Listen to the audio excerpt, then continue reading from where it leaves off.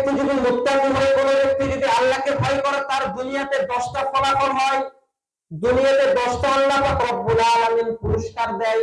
তার ভিতরে 1 নাম্বার, যে ব্যক্তি মুত্তাকি হয় আল্লাহ তার সঙ্গে থাকেন।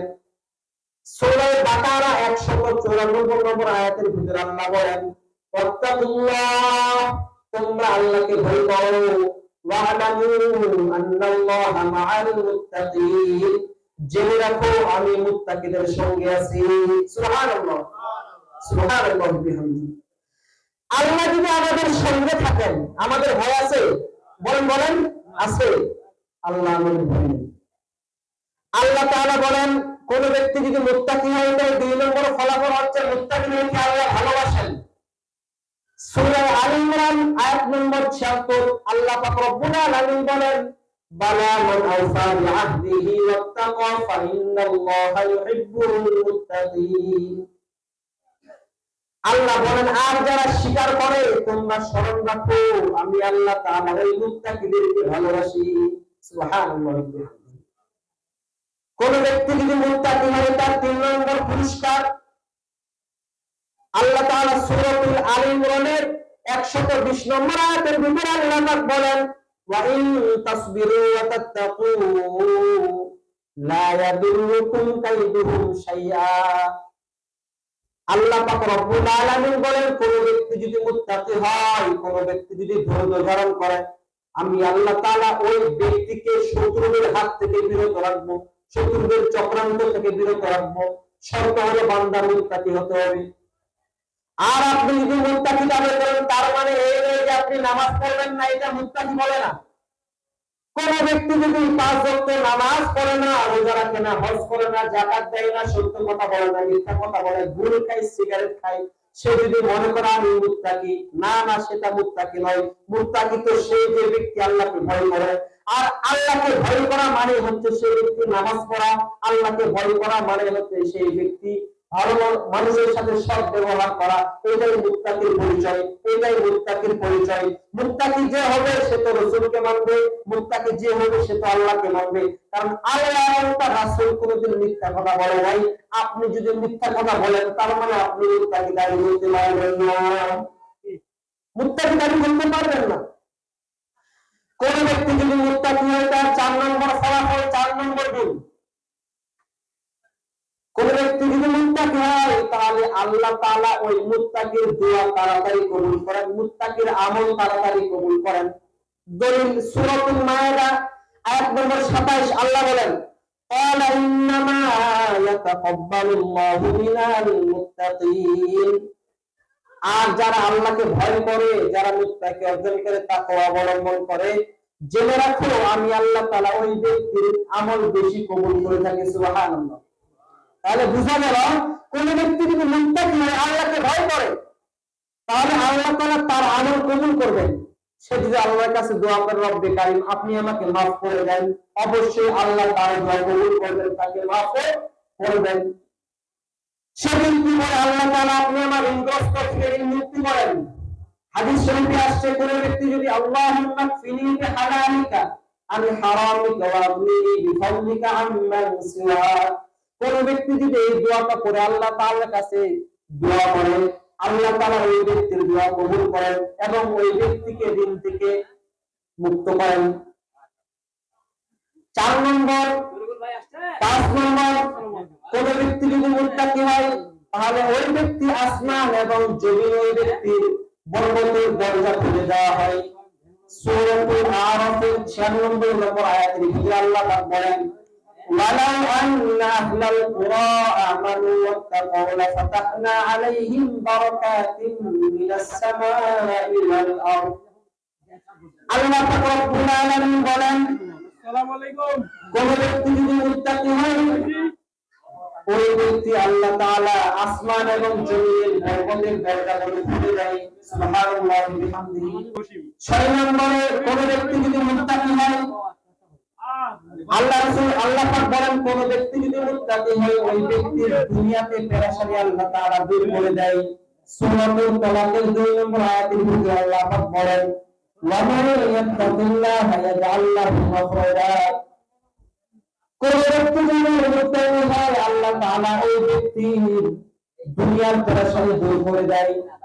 7 নম্বর, কোন ব্যক্তি যদি মুত্তাকি হয় আল্লাহ তাআলা তাকে দুনিয়াতে সুস্থ রাখেন, দুনিয়াতে ভালো কাজ করার তৌফিক দান করেন। সূরাতুল মুনাফিকুন 4 নম্বর আয়াতের ভিতরে আল্লাহ বলেন, ওয়া মান ইয়াত্তাকিল্লাহা ইয়াজআল লাহু মিন আমরিহি ইউসরা। কোন ব্যক্তি যদি আল্লাহকে ভয় করে, কোন ব্যক্তি যদি আল্লাহকে ভয় করে এবং মুত্তাকি হয়, তার দুনিয়ার সমস্ত সমস্যার সমাধান আল্লাহ সহজ করে দেন। 8 নম্বরে কোন ব্যক্তি যদি মুত্তাকি হয় আল্লাহ তাআলা ওই ব্যক্তির রিজিকের অভাব দূর করে দেন। ওয়া ইয়ারযুকুহু মিন হাইথু লা ইয়াহতাসিব। কোন ব্যক্তি যদি মুত্তাকি হয় তো আল্লাহ তাআলা ওই ব্যক্তির রিজিক দুনিয়াতে পেরেশানি দূর করে দেয়। সুবহানাল্লাহ। 9 নম্বর, কোন ব্যক্তি যদি মুত্তাকি হয় তাহলে ওই ব্যক্তি দুনিয়াতে ভালো কি মন্দ কাজ করবে এটা তার নির্ধারণ করা একটা মস্তিষ্ক আল্লাহ তাআলা দান করে দেয়। সূরাতুল আনফাল আয়াত নম্বর 29 আল্লাহ বলেন, ইয়া আইয়ুহাল্লাযীনা আমানু তাকুল্লাহা ইয়াজআল লাকুম ফুরকানা ওয়া ইউকাফিরু আনকুম সাইয়্যাতিকুম ওয়াল্লাহু যুল ফাদলিল আযীম। আল্লাহ পাক রব্বুল আলামিন বলেন, কোন ব্যক্তি যদি মুত্তাকি হয়, কোন ব্যক্তি যদি তাকওয়া অর্জন করে, কোন ব্যক্তি যদি আল্লাহকে ভয় করে, আল্লাহ তাআলা কোনটা ভালো কোনটা মন্দ এটা নির্ধারণ করার একটা মন দান করে, মস্তিষ্ক দান করে, কলব দান করে।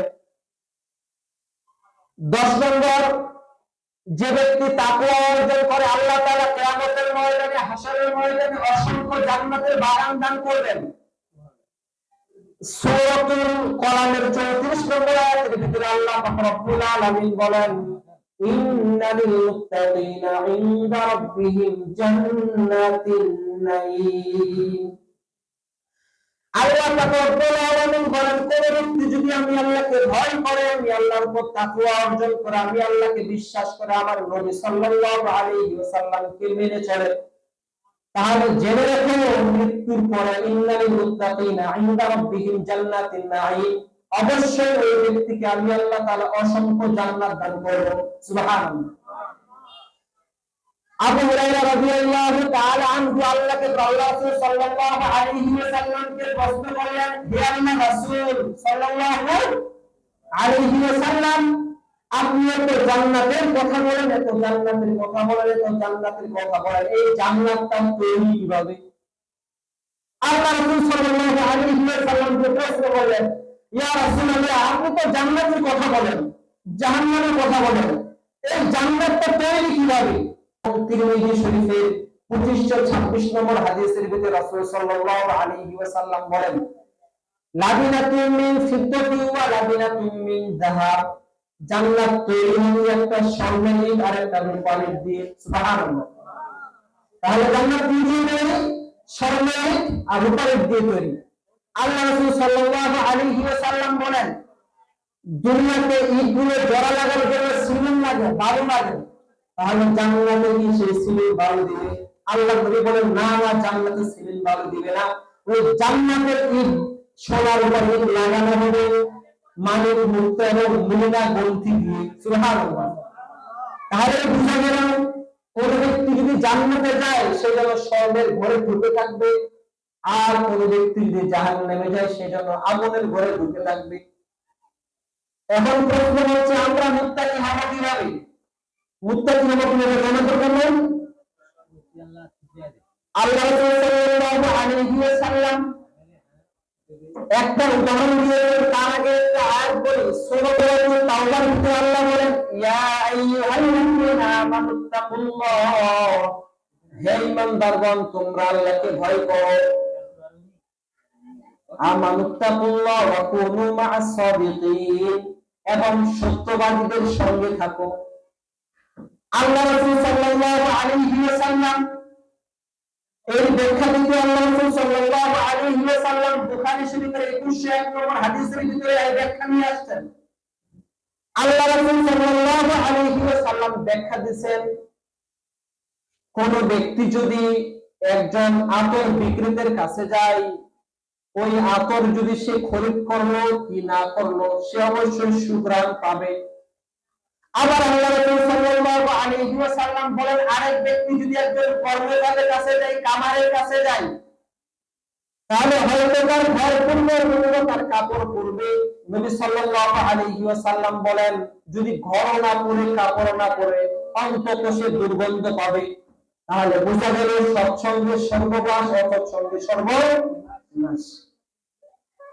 আল্লাহ রাসূল সাল্লাল্লাহু আলাইহি ওয়াসাল্লাম দুনিয়ার মানুষদেরকে, সাহাবীদেরকে বললেন, সাহাবারা শোনো, তোমরা সবসময় ভালো মানুষদের সঙ্গে থাকবা, ওয়াকুনু মা'আস সাবিরিন, সত্যবাদীদের সঙ্গে থাকবা। তোমরা সবসময় আপেল বিক্রেতার মতো সঙ্গে থাকবা। হয়তো তুমি তার কাছে, তুমি তাকে কিছু শিখাইবা, নতুবা তুমি তার কাছ থেকে কিছু শিখবা।